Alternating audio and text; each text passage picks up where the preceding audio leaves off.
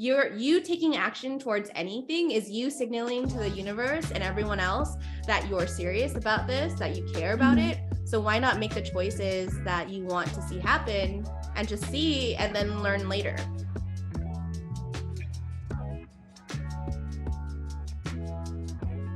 I'm looking at like everything that I've done, and it doesn't feel like anything that I've done has ever like resulted in like a big failure. It's just been a learning lesson. And I take that learning lesson as like, oh, well, now I'm experienced in failing. So it makes it easier for you to take more calculated risks. When you're in school, you don't realize how special it is to be able to create on a regular basis and just explore. I think like really take this time to really appreciate the fact that like anything that you do at this point, you can just do something wildly crazy. You have an audience that is not only giving you their undivided attention most of the time, that's giving your attention, giving feedback on a regular basis, people that you see frequently that you can share what you're working on and have feedback to talk about. That is such a blessing that I think we don't really get to appreciate after school. Feedback is such an essential part about like improving, and as long as it's with people you trust, you're able to know how to speak for it, and you can like upgrade your work, upgrade your confidence, and support each other. But so being in your last semester, like really take that time to like acknowledge that, because you don't get that forever. So I basically started as a graphic designer. I was a very like generic graphic designer. I went to Cal State Long Beach.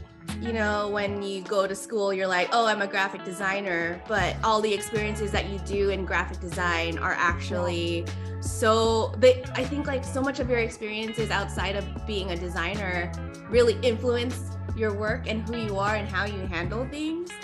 And it doesn't become known until you're looking back and you're like, oh, that like played a part in things. I wasn't into anything like specific like lettering or type design until 3 years into being a graphic designer. And I was like a generic graphic designer. I was like, I don't know what, like whatever, I'll just do everything. And that I was so bad. I was so busy with like extracurricular stuff in school. Like I was part of like a cultural club and other things beyond like my classwork. So that's why I wasn't very good as a graphic designer. But all of the people that I met in those years in college have become my network. Like the people that you know now are those people that I still like pay attention to, that I'm like keeping up with, that are sending me jobs or referrals. And it's like, oh, like that's great. Like I didn't even realize, like those are the people who are gonna hire designers, you know, like you shouldn't just have friends that are designers. Otherwise, you know, you're kind of just stuck. Can you give me like a shortened version of your experience with type and doing like an intensive program? Because my plan like 3 months ago was to do one straight out of school, and it kind of changed. And I know I don't want to go into like typography specifically and like only do that, but I'm still really interested in it, and I'm like trying to weigh out if it's worth pursuing in the future and so on. Yeah, I mean, it's up to you. I think like it's a matter of like, can your lifestyle accommodate it? Because if you're going to do it in person, which I would advise, because you get to like physically be present and also like do a lot of like learn a lot of like the capabilities. It's like if you can sustain it, if you can sustain that lifestyle for a little while. We moved to San Francisco for a whole year, and we had to share a 1-bedroom with a roommate. So we had 3 people in like this tiny ass apartment, which was right around the corner from their previous location. But I swear, I was like we were going insane, because it was like literally I would turn and it was my bed, turn and it was like my desk. It was crazy. But in terms of like that would be the first question. And the second question is like understanding what it's for can be really helpful, because I think just knowing like where I would want it to fit in. I think like having a job made it helpful because I was able to implement right away what I was learning versus it being like an abstract idea for a project that you're not currently doing, or like how to fit it into your work, or what can you learn from it. I was already talking about like different types of weight and like all these different typography, like vocabulary, and practicing that in my day-to-day. And so I think that was essentially helpful for like seeing how it can fit into my real work, because otherwise it would just seem like an abstract like art practice. What was it like for you, like the first couple years after post-grad, deciding to leave an agency for something that you felt more passionate about or equally passionate about but wanted to pursue further? Because I feel like that's gonna be where I end up. Well, the thing is I was at my agency job for 8 years. I was there for a long time, and it took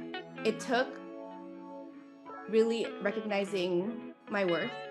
The signs will tell you that, like, what do you need? Like, you just need to understand what you need and the next step, and knowing that it'll be there. You know what I mean? Like, it's like, how much do you really need to live off of? Do you have the support, or like what do you need to take care of? You just need to figure out what the bare minimum is and what you need to like make that happen. I think there's ways for you to follow your passions in little moments in wherever you are. I was there for 8 years, but the interactions that I had with people, like paying attention, those are experiences that are valuable, that will carry on with you to wherever you are, that will translate across even different industries. Like, I went from graphic design to coaching and consulting, but I'm able to still listen and still handle a project. So I can just do it with design now. I would tell them, I guess, now that, like, why are you not documenting what is interesting to you? Like, document like the moments that have really either impacted you, either illustration, because, or just like writing it down, because that tapestry of experiences is what really makes you unique. The interactions that you had with the people on the sidelines of a stage, or like late night just chatting with your friends, like, those are all real human experiences that I believe really make you human, make you unique, and make you excited for life, and also people care about. So I think paying attention to where you currently are and all the struggles that come along with it can really inform how you connect with other people. The more that you can capture other people and include them into your approach, the more that they're going to see themselves in it, the more they're going to love it. So I think that's the interesting part about making art, is like, do people see themselves in it, or they have a connection to it? So it's a good practice to start now. Yeah, that's beautiful advice. I feel like I wouldn't have expected that, and I'm like, yes. Great. It's been so great knowing you and getting to follow each other. It's been a huge blessing seeing you and everything you're doing. So thank you so much for taking your time today. Yeah, of course. Thanks, Caroline. And yeah, I'll see you around. Bye, Jenny. Okay, bye.